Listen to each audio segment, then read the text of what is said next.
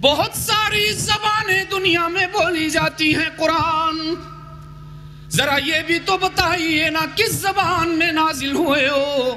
قرآن کریم نے فرمایا بِلِسَانٍ عَرَبِيٍّ مُبِينٍ، میں کسی عام زبان میں نہیں آیا، میں تو اللہ اور رسول اللہ کی زبان میں نازل ہوا ہوں۔ کون سی زبان ہے؟ عربی زبان۔ جواب مل رہے ہیں؟ دوستی ہو رہی ہے قرآن سے؟ میں نے کہا قرآن کریم کب آئے ہو؟ قرآن کریم نے فرمایا مہینہ بتاؤں کہ رات بتاؤں؟ میں نے کہا پہلے مہینہ بتاؤ۔ فرمایا شہر رمضان الذی انزل فیہ القرآن۔ کون سا مہینہ؟ میں نے کہا اب رات بھی بتاؤ نا کس رات میں آئے ہو؟ فرمایا انا انزلناہ فی لیلۃ القدر۔ کون سی رات؟ ماشاءاللہ۔ میں نے کہا قرآن کریم نام بھی معلوم ہو گیا، کام بھی آپ نے بتا دیا، بھیجنے والے کی بھی خبر مل گئی، لانے والے کا بھی علم ہو گیا، زبان بھی معلوم ہو گئی، مہینہ بھی معلوم ہو گیا، رات کی بھی خبر مل گئی، ساری تفصیلات آپ نے بتا دی، قرآن ہم مطمئن ہو گئے۔ اب ذرا یہ بھی تو بتاؤ نا کس پر نازل ہوئے ہو؟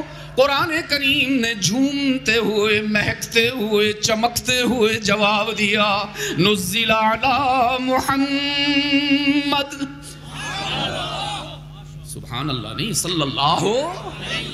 ہاں، اور ایسا یہ تو اتنی تو سردی ہے ہی نہیں آپ کے ہاں جتنا ٹھنڈا جواب دے رہے ہیں آپ، بالکل سردی نہیں ہے۔ آپ تشریف لائیے، میں آپ کی دعوت کرتا ہوں اسلام آباد میں، اور پھر ایسے بیٹھ کر دکھائیے، انشاءاللہ سب کو انعام دوں گا۔ درود پاک پڑھنے میں بخل کا اظہار نہ کیجیے، خدا رہا رب کعبہ کی قسم، اللہ کے بعد اگر کسی کے ہم پر سب سے زیادہ احسان ہے تو وہ ہے محمد الرسول اللہ۔ اس پر درود پڑھنے میں کیا شرم؟ میں نے کہا قرآن کریم ہو از محمد، کون ہے محمد؟ ذرا ان کے بارے میں بھی تو بتاؤ نا۔ قرآن کریم نے فرمایا محمد الرسول اللہ، محمد اللہ کے۔ میں نے پھر سوال کیا قرآن کریم رسول تو اور بھی بہت سارے گزرے ہیں، ذرا یہ بھی تو بتاؤ نا باقی سب میں اور محمد میں کیا فرق ہے؟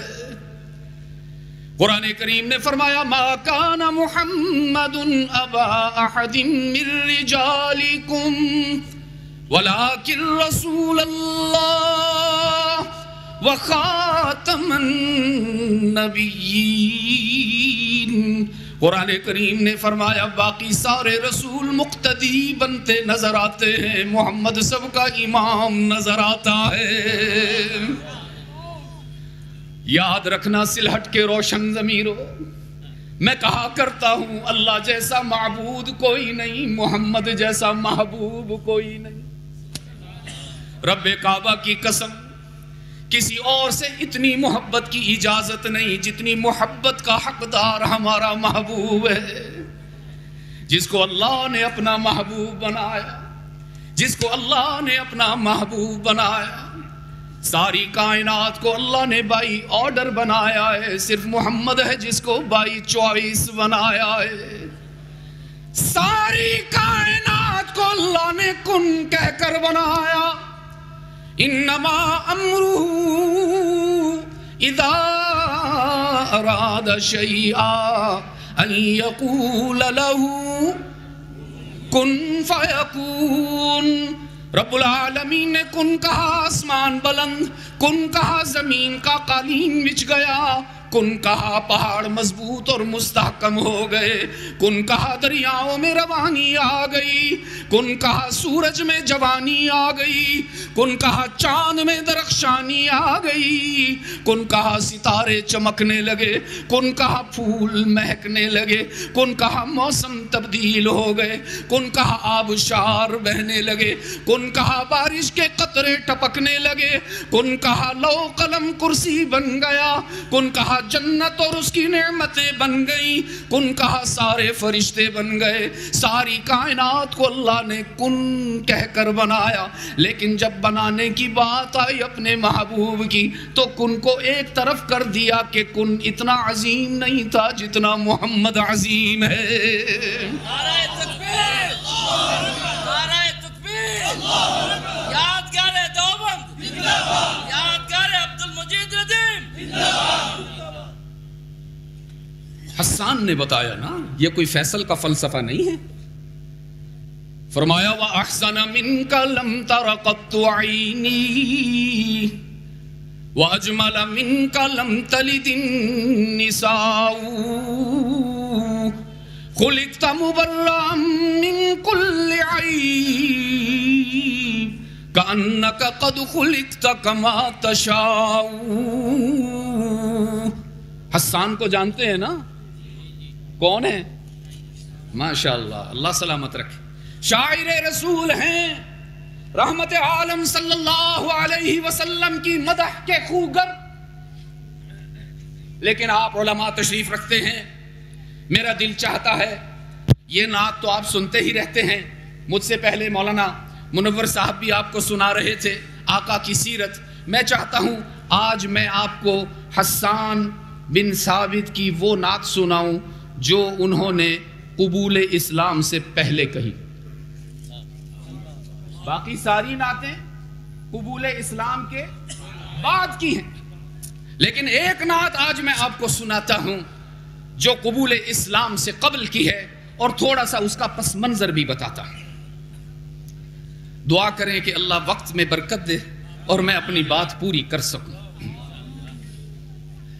مشرکین آئے حسان ابن ثابت رضی اللہ تعالی عنہ کے پاس، جبکہ ابھی وہ مسلمان نہیں ہوئے۔ اور یاد رکھیے قبل از اسلام بھی حسان معروف شاعر تھے، لیکن ان کی وجہ شہرت مدحیہ شاعری نہیں تھی، ذمیہ شاعری تھی۔ وہ دشمن کا استہزاء کرنے میں ماہر تھے، وہ دشمن کا مذاق اڑانے کے ماہر تھے۔ تلوار وہ کام نہیں کرتی تھی جو حسان کے اشعار کام کرتے تھے۔ مشرکین آئے بہت سارا سونا لے کر، چاندی لے کر، دراہم اور دنانیر لے کر، اور آ کر کہنے لگے حسان آپ کے لیے ہدیہ لے کر آئے ہیں، قبول فرما لیں۔ حسان سمجھدار سے کہنے لگے مفت میں نہیں لائے ہو، کوئی نہ کوئی مقصد ہوگا، اس لیے لائے ہو، پہلے مقصد بتاؤ پھر فیصلہ کروں گا کہ ہدیہ قبول کرنا ہے یا رد کرنا ہے۔ کچھ ہدایہ بھی سیاسی ہوتے ہیں، اس حکومت کے جانے کے بعد تو بہت سارے سامنے آ رہے ہیں نا۔ کچھ ہدایہ بھی سیاسی ہوتے ہیں، ان میں مفادات پوشیدہ ہوتے ہیں۔ اور اگر آپ مجھے کہنے کی اجازت دیجئے، ہدیہ کا تو نام بدنام ہوتا ہے، دراصل وہ رشوت ہوتی۔ حسان نے کہا پہلے مقصد بتاؤ، کیوں آئے ہو؟ انہوں نے کہا حسان ایک چھوٹا سا کام ہے۔ چھوٹا سا کام کیا کہتے ہیں بنگلہ میں؟ چھوٹا سا کام،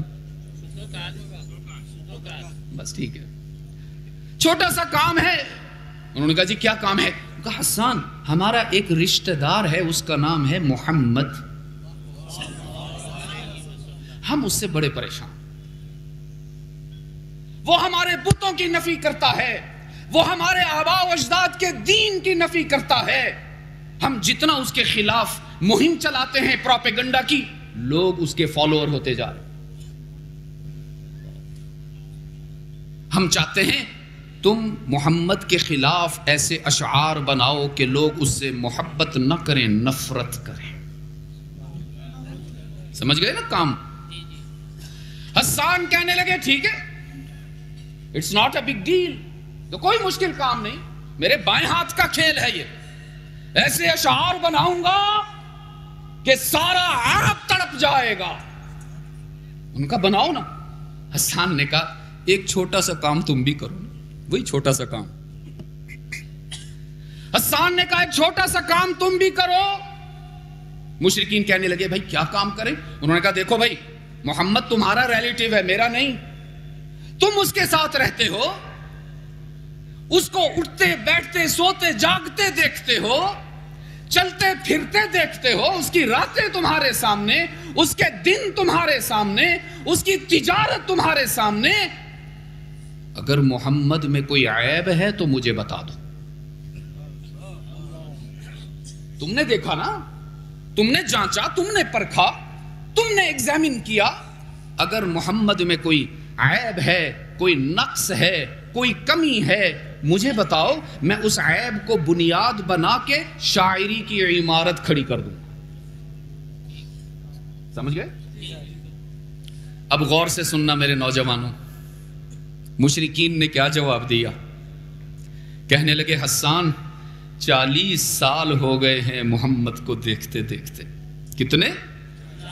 40 سال ہو گئے محمد کو دیکھتے دیکھتے، ہم نے اس کا بیٹھنا بھی دیکھا، اٹھنا بھی، چلنا بھی دیکھا، رکنا بھی، کھانا بھی دیکھا، پینا بھی، تجارت بھی دیکھی، اس کو بازار میں نکلتے ہوئے دیکھا۔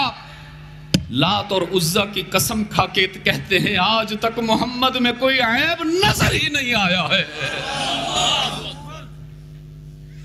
پتہ نہیں کیوں ہمیں اپنے نبی کی اتباع میں شرم آتی ہے، پتہ نہیں کیوں ہم اس کی صورت اور سیرت اپنانے میں بخل کا مظاہرہ کرتے ہیں۔ تو حسان نے کہا اچھا اگر کوئی عیب نہیں آیا تمہیں نظر تو میں کیسے شاعری کروں؟ میں کوئی جھوٹا شاعر نہیں ہوں، میری شاعری تو پورے عرب میں جاتی ہے۔ اگر میں نے کوئی جھوٹا شعر بنایا اور کل کو وہ جھوٹا ثابت ہو گیا تو شعر جھوٹا نہیں ہوتا، شاعر جھوٹا بنتا ہے۔ وہ مشرکین کہنے لگے بھائی اچھا یہ چھوٹا سا کام بھی تم کرو، ہم تمہارا ہدیہ بڑھاتے۔ یہ کفر کی پرانی چال ہے، اسلام کے خلاف، دین کے خلاف لوگوں کو خرید لینا، پیسے کا استعمال کرنا، یہ کفر کی پرانی چال ہے۔ حسان فرمانے لگے، اس وقت تک مسلمان نہیں تھے، یہ ذہن میں رکھیے گا۔ حسان کہنے لگے بھائی میں کہاں سے عیب تلاش کروں؟ میں اپنے مقام پر رہتا ہوں، وہ اپنے مقام پر رہتے ہیں، نہ میں ان کو دیکھتا ہوں، نہ میں ان کے ساتھ اٹھتا ہوں، نہ بیٹھتا ہوں، نہ ملتا ہوں، نہ بات کرتا ہوں، میں کیسے عیب تلاش کروں؟ انہوں نے کہا طریقہ ہم، میں ذرا شارٹ کر رہا ہوں، وقت کم ہے، مختصر کر رہا ہوں۔ انہوں نے کہا طریقہ ہم بتاتے ہیں نا۔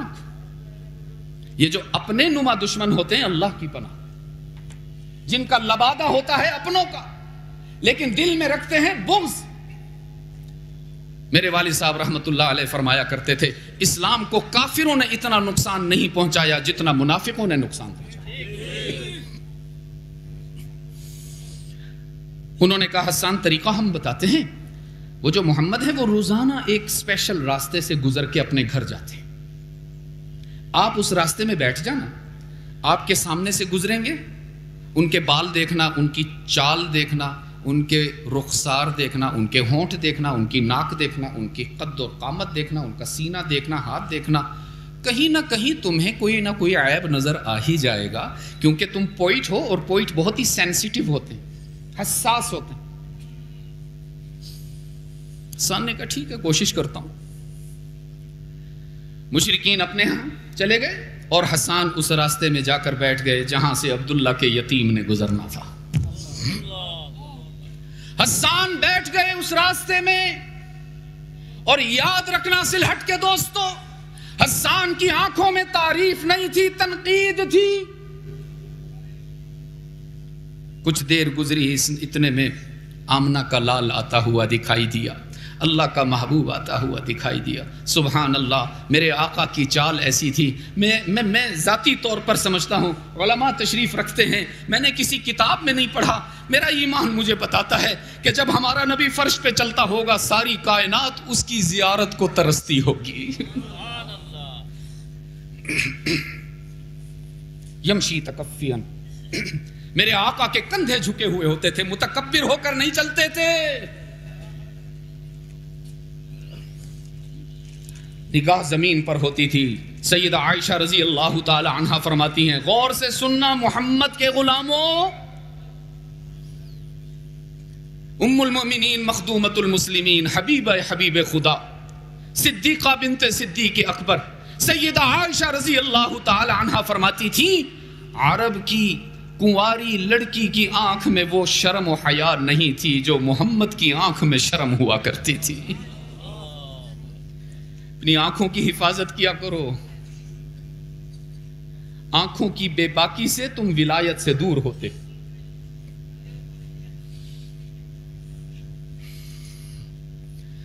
حسان دیکھ رہے ہیں، میرے آقا گزر رہے ہیں.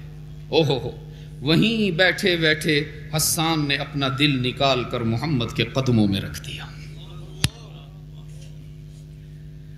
میرے آقا کو نہیں پتا کہ حسان کیوں بیٹھا ہے، کیا چاہتا ہے. کوئی بات نہیں ہوئی، سلام نہیں ہوا، آئی کانٹیکٹ بھی نہیں ہوا. آنکھوں ہی آنکھوں میں اشارے ہوتے ہیں کبھی کبھی، وہ بھی نہیں ہوا. میرے آقا اپنی ترتیب کے مطابق اللہ کے ذکر میں مصروف اور مشغول چلتے چلے جا رہے ہیں، اور حسان ان کو دیکھ رہے ہیں. اور یہاں وہ نعت جو میں نے آپ سے عرض کیا، زندگی کی پہلی نعت قبل از اسلام، فرمایا لما رأيت انوارہ سطعت، لما رأيت انوارہ سطعت، وضعت من خیفتی کفی على بصری، خوفا على بصری من حسن صورته، فلست انظره الا على قدری، فروح من النور في جسم من القمر، كحلیة نسجت بالانجم الزہری. گویا حسان نے کہا، ترجمہ کرنے کا وقت نہیں، گویا حسان نے کہا عبداللہ کے یتیم کو، آمنہ کے لال کو، اللہ کے محبوب کو، محمد مصطفیٰ کو دیکھ کر مجھے تو یوں لگتا ہے جیسے 14ویں رات کا چاند کپڑے پہن کر فرش زمین پر چلتا پھرتا نظر آ رہا ہو. حسان کہہ رہے ہیں اپنے آقا کو دیکھ کر مجھے تو یوں لگتا ہے جیسے ساری کائنات کا حسن سمٹ کر محمد کی باڈی میں آ گیا ہو. میرے آقا اپنے گھر تشریف لے گئے. انہیں نہیں خبر ہوئی کہ حسان کے دل پر کیا قیامت گزر گئی. حسان وہاں سے اٹھے، اپنے گھر چلے گئے. مشرکین کا لایا ہوا سونا، چاندی، ہیرے، جواہرات، مال و دولت سارا اکٹھا کیا، ایک چادر میں لپیٹا، اس چادر کو گٹھڑی بنا کر اپنی کمر پر لاد کر سیدھا مشرکین کے پاس چلے گئے. وہ سارا مال اٹھا کر مشرکین کے منہ پر دے مارا اور فرمانے لگے کتنے نادان ہو تم، ابلیس کے غلام ہو تم، مفادات کے اسیر ہو تم، عقل کے پجاری ہو تم. کم بختو، مجھے کس کام کے لیے بھیجا تھا؟ محمد میں عیب ڈھونڈنے کے لیے؟ آؤ نا میں تمہیں بتاؤں، میں گواہی دیتا ہوں محمد میں عیب موجود ہونا تو دور کی بات، اللہ نے عیب کو محمد کے قریب سے بھی گزرنے کی اجازت نہیں دی ہے. مشرکین حیران ہو گئے، مشرکین حیران ہو گئے، کہنے لگے حسان یہ تمہیں کیا ہو گیا؟ ہم نے تو تمہیں کسی اور کام کے لیے بھیجا تھا، یہ کیا ہو گیا؟ حسان نے مسکراتے ہوئے جواب دیا تم نے مجھے کلام بنانے بھیجا، رب نے میرا کام بنا دیا. اور میں گواہی دیتا ہوں اشہد ان محمد رسول اللہ، اشہد ان محمد رسول اللہ.